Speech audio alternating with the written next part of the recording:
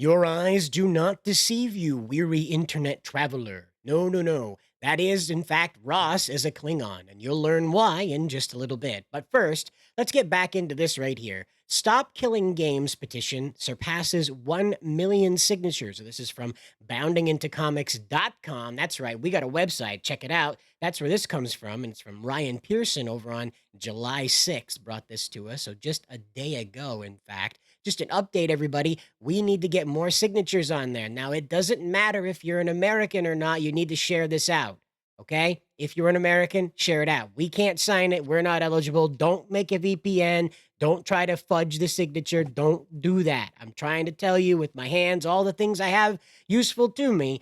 Don't do that, okay? You don't need to. There's plenty of Europeans out there that will sign this. They just haven't seen it yet, okay? It needed 1 million signatures to become a citizens initiative, okay? It got those. Now, as you can see right here, that overdrive bar is being filled up. Now, that doesn't mean that this is going to make it go faster through the European Union, the decision maker place, whatever it is over there. I'm an American. I don't have to care about these things, okay? Anyway, you have this right down here, and the overdrive simply means that these are the signatures that are over the top in order to make sure that the ones who may have been filled out wrong or simply faked altogether are compensated for. In the past, more than 200,000 signatures on a previous initiative were invalidated because of these fake attempts at legitimizing the signatures, okay? So again, I'm tripping over that because it's a lot of like legal hoopty-loopty, and it doesn't really matter to Americans. Share this out, okay? What matters is that this initiative will get this conversation started on our side of the Atlantic, because this is what's vital going forward for us. If there's a precedent set in the world court for our courts to take observation of, now that's not saying we need to repeat European law, don't get me wrong. But if this starts a conversation in Europe, it will start a conversation here in the United States about just what game developers can get away with. And that's why this overdrive is important. We need to make sure that every invalid signature is compensated for. So you out there who can't sign like I can't either. Ross can't even sign, whether he's a Klingon or not, he can't sign either. All we can do is promote this and share it around. It has until the end of the month, okay? All right? The end of the month. Now, hearing all of this, and of course, after the million signatures was reported by Dexerto, here comes O.R.C.A and the other corporations to let you know that now that it's safe to promote this, we're going to promote it. O.R.C.A GX comes out here and says, "Hello, fellow gamers. We also signed the Stop Killing Games initiative petition because killing a game to sell it again as a sequel just sucks dookie." Now, I assume this is German. I could be wrong. There's a lot of umlauts there. I'm not sure. German's one of the ones that's got lots of umlauts. This could be Swedish. This could also be one of the fantastic Norwegian languages. I don't speak or read any of them, so I'd like to thank the person that provided this screenshot, the Pirate Nation. Different from Pirate Software. These are two different guys, but provided this for Pirate Nation. Almost slipped up myself here. Whew, a little close. But speaking of Pirate Software, it doesn't matter if the subscriber count never changes. What matters is if we let the subscriber count change us. Every one of us has to find a reason to do this. You don't just climb up in front of a microphone and start spouting off your opinions because you're a YouTuber. You do it because you're driven.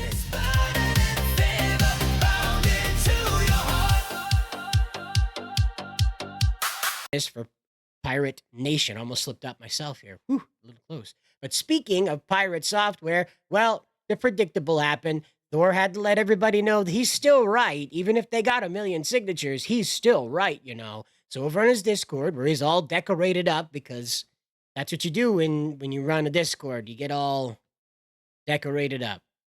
I don't know. Some guys put spinner rims on their cars. Other guys make their names glow and have a funny outside of the avatar limitations avatar, because you just do that when you run a Discord. But anyway, he says, "So with respect, I hope the initiative gets everything it asked for, but none of what it wanted." Now, to you and me, that sounds sassy. But the reality is that the initiative does not become law, okay? The initiative begins the conversation I was talking about what the government can do to let corporations know that from the ground up, you need to make this thing functional after you turn the lights off on it, okay? It's possible. There's plenty of games out there. In the previous video, Mudahar was speaking about this, and we quoted that video where he was explaining that people are perfectly capable of playing games from the early 2000s because the functionality of those games was not stripped out of them when the online capability that was sponsored by the corporations was taken away. Instead, a third party online provider was put in place of the corporation's online provider, and ta da, the game works again in its original function. However, with a much smaller player base because this is a private server, like a Minecraft server, like a Gmod server. The corporations want you to believe that this is some completely uphill task. Now, Pirate Software was not immune to some kickback for his opinions, and one Billy Mitchell let everybody know that Pirate Software will be sued. Now, Jose, the VR tech, I think captures everyone's expression here, everyone's reaction to this information. We're all quite shocked that Billy Mitchell even knows who Pirate Software is, let alone has any inclination about suing him or knows any information about who is doing the suing. Now, we don't know, but we'll wait to find out, and for what precisely is still a mystery, but Billy Mitchell himself is a mystery. So here we go. In Pirate Software news, however, because I know that's why you clicked, here we have it. Pirate Software was swatted and sent thousands of death threats, okay? Now, we do have a video here. The last few seconds of it are the relevant part of this conversation about swatting, because as you do when you talk about your swatting, you just kind of tuck it in the back of your conversation, but there you go. Like, I've been called all kinds of shit. You know, I've been attacked in all kinds of... Okay, you hear it, right? He's been called all kinds of stuff. He's been attacked all kinds of different ways, but here you go. different ways. We got swatted 2 times this last week. They got I put it swatted that 2 way. times last I week. do think that there are some people that get misled by that stuff. So that's the end of the clip. Now, I want to go back through the whole clip because in this, while he's like bringing up the swatting, the 2 times this week swatting, because I don't want to doubt Thor. Let me just begin this one, okay? Because I don't want to doubt Thor, despite how annoying he has become. Okay, when I first encountered the guy, he was being just an uplifting personality for creative types. He was encouraging game developers, writers, artists, anybody who was running across his streams or shorts that the YouTube shorts, not his underwear, YouTube shorts. Anyone that was running across this stuff that it's good to do it. It's good to try. If it's bad to not. The worst that happens is you don't try. That was always his kind of motto about it. And so I really appreciated his attitude about this. And so now that he's running around saying, "Well, I was swatted twice this week," it reminds me of that clip from Urban Commando there. You remember when Hulk Hogan was playing a space alien and, well, in a movie pretending to be a space alien, not just being one in real life, but you have, I'll just play the clip. And there it is. I was frozen today. It sounds a bit like that to me. I'm sorry. It's not that I'm doubting him. It just seems a little too casual. Like I was held up in traffic today because there was an orangutan breakdancing in the middle of the highway. I'm not really sure how you can deliver that like, deadpan if that actually happened. Even then, it's that kind of extreme situation that men with guns uh, are approaching your home or have been alerted that there is a problem at your home that they may need to respond to. Let's say that they just called Jason up and said, "Hey, BT Dubs, somebody said that you're having trouble violently.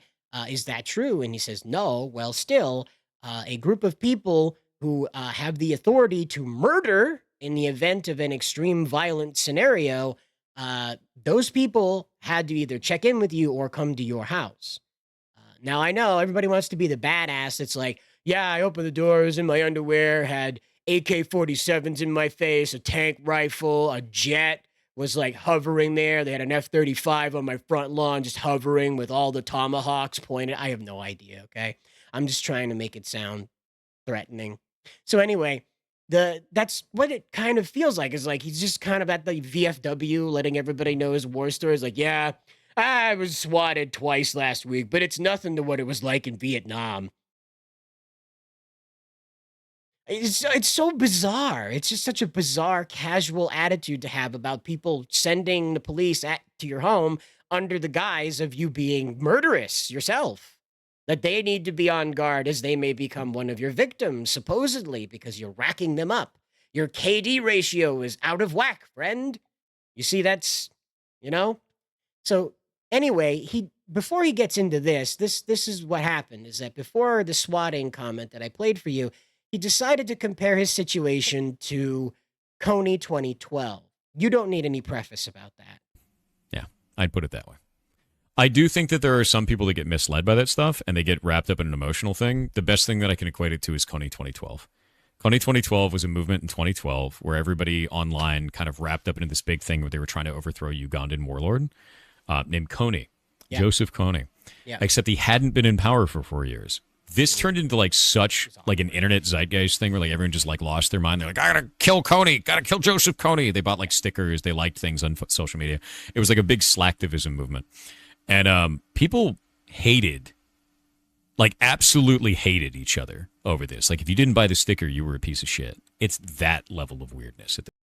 So for him, this is what he's registered. Now, again, he goes on to explain that people swatted him and he's been called all these things. And according to Game Rant, there's also several thousands of death threats out there somewhere circulating where his head is going to be lobbed off for whatever reason. And so this situation has, irregardless, right, if these death threats are so numerous, if these swattings are so numerous, they have at least happened in a succession enough to be believable. Okay. Now, again, I know I just said that it seems very bizarre to speak about your swattings like that, but again, you stand to be in a very poor position if you're running around lying about being swatted. It's easily verifiable. You just call the police and ask them if that happened. Again, you can even ask for a right of information. Unless your particular precinct has rules like this, like actual laws passed by the local municipality to block that information, you just ask. The news reporters have to be able to report on this stuff, and you could just go down to the police station. When I was reporting on crime, and I used to run a local citizen journal, it doesn't run anymore. But I went around and they just give you this big binder full of court news and police happenings and the scanner transcripts that didn't involve something like actual investigation.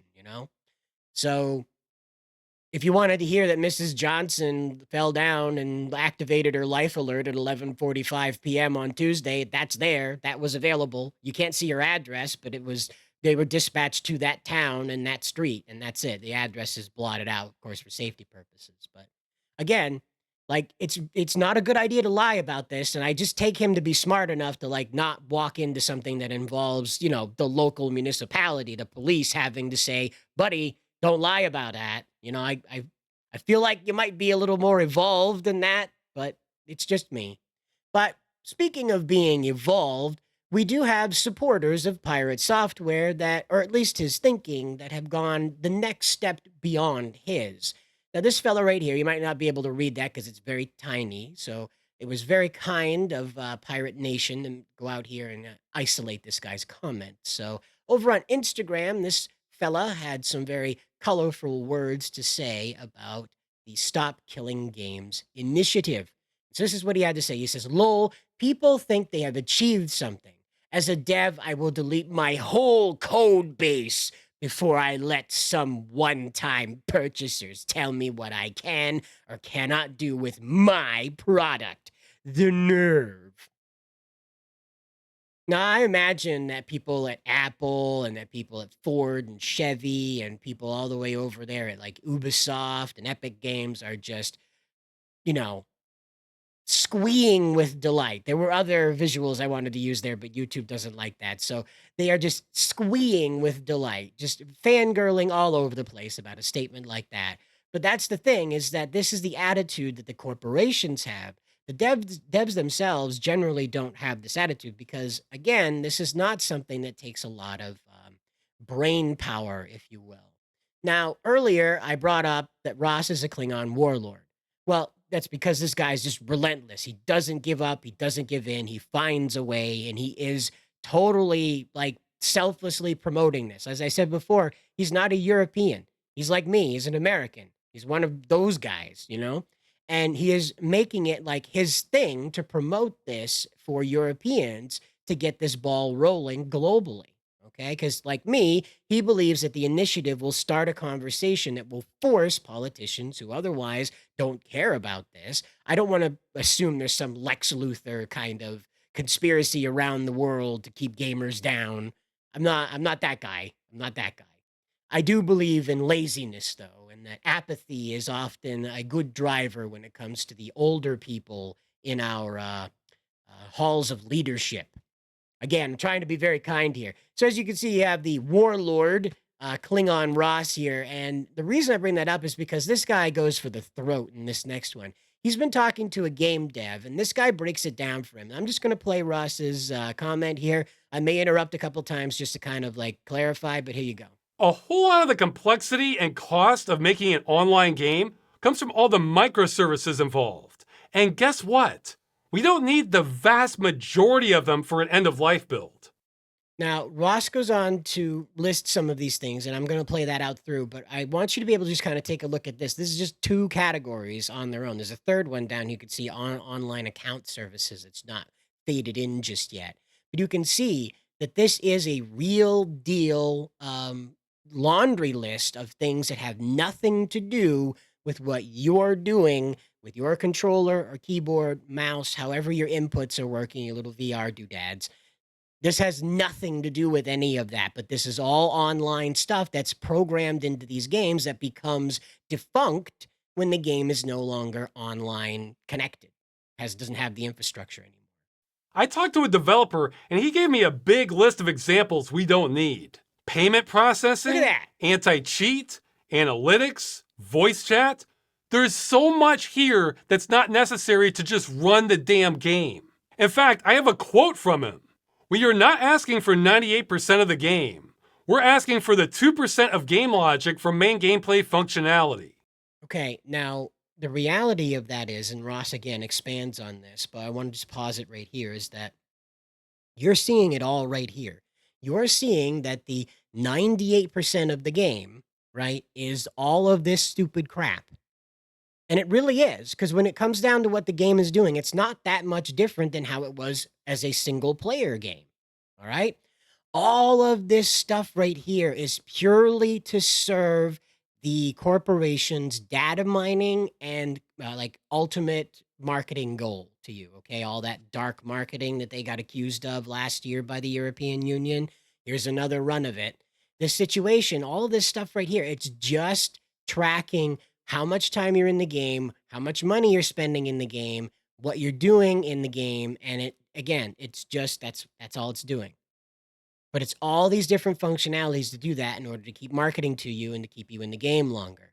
And when they talk about that 2%, when you get down to it, it really is 2% of what your actual download is the game itself. Except even that's not true. We're not asking for that directly.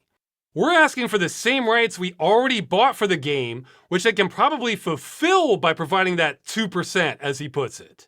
So let's cut out all this extra crap before we start talking about how cost prohibitive an end-of-life build is. Now, that does mean designing games so it's easier to turn off all these microservices is a very good idea. Now, again, I'll cut it off there. You can go watch Ross's full video. I'll put that link down in the description. You can check that out. What I want to stress with this is that this is exactly the situation that they have found themselves in. This European video games Europe, rather, whatever it is, VGE, if you want to call it. Veggie, veg. There you go. That's what they are, vegetables. So anyway, this corporation, it is not a corporation. It's a group of lobbyists, but they're all representatives of corporations that don't want to do this. They came out and wrote out this mess right here. You've already read it. If you haven't, we'll make sure to post this somewhere where you can read it. I don't know. It's not worth anything. They're just complaining that we don't think it's possible. We think that this is really out of line with how corporations could do this, and it threatens the market. And so, blah blah blah. Our rights, blah blah blah. We must protect you. Blah blah blah blah blah. It's very useless. What I do want to attract your attention to is just who is involved with it. And it says every company that has lobbied against the Stop Killing Games petition. This is to the surprise of absolutely no one. This comes from the 41st Precinct here at 41st Precinct. So check it out. There it is. You see your favorites? These are the corporations that have all come out and said no. And I'm sure there's even more today. Now that's rolled around to Monday again. And so again, the corporations in America probably didn't get the bite off this because it was a holiday when this original declaration was being made. So today, I'm sure there's more that have jumped in and more tomorrow again. But here we have it. Right now, you have like Riot Games, you have EA, you have Bandai Namco, Epic Games in the middle of this. Good old Nintendo, everybody's friend right now, Nintendo. Sega's involved with this. And of course, they're all like, but, we can't data mine you if we just let you have it. We can't like control it. Somebody might do naughty things with the game if we didn't have control of it. That's their entire excuse. Ubisoft. That's their entire excuse. Okay? Ubisoft, who is arguably the most well-known for this at the moment. Now, I realize EA has a lot of online service games. Nintendo, of course, does, and yada, yada, yada down the list. Epic Games' entire catalog is practically live service games. I understand that. However, what I want to stress to this is that Ubisoft seems to attract the most spotlight on this because they're the ones actually in court defending this very topic. Now, whether or not that verdict will have any role in how the government, the legislators within the EU respond to the Citizens Initiative here, I can't say. They're a bunch of politicians, and I doubt a great deal of them, like with here in America, I doubt a great deal of them even play video games, let alone have any idea what the problem with a live service game is. And they probably can't tell the difference between a single player game with multiplayer capability and like a room full of people, right? Local multiplayer. They probably can't tell the difference between that and being on a webcam with your friends in Mario Kart World, trying to dare each other to show off your butt cheeks in the middle of a race, you know? Again, it's a new world. That's that's what's out there. That's what's out there. However, that's how things are playing out right now as far as European games goes. This is yet another unsurprising revelation, if you will. And of course, the lobbyists attached to this are, of course, the same people you would expect to see attached to this. Now, we'll just jump over here and take a good look at it all. Now, there it is. Epic Games, Electronic Arts, Activision, Embracer, Microsoft, Nintendo of Europe. Good for them. Sony Interactive, Take-Two instead of Take-One. Ubisoft, Bandai Namco Services, Square Enix, Level Infinite, Cell, VGFB, Game. Game is involved here, so that's great. I'm glad that Game got involved. We really need Game. And of course, Yuki is here, so that's cool. Yeah. If you've made it this far in the video, please make sure that you let me know how you feel about it down in the comments below. And as always, guys, good luck out there.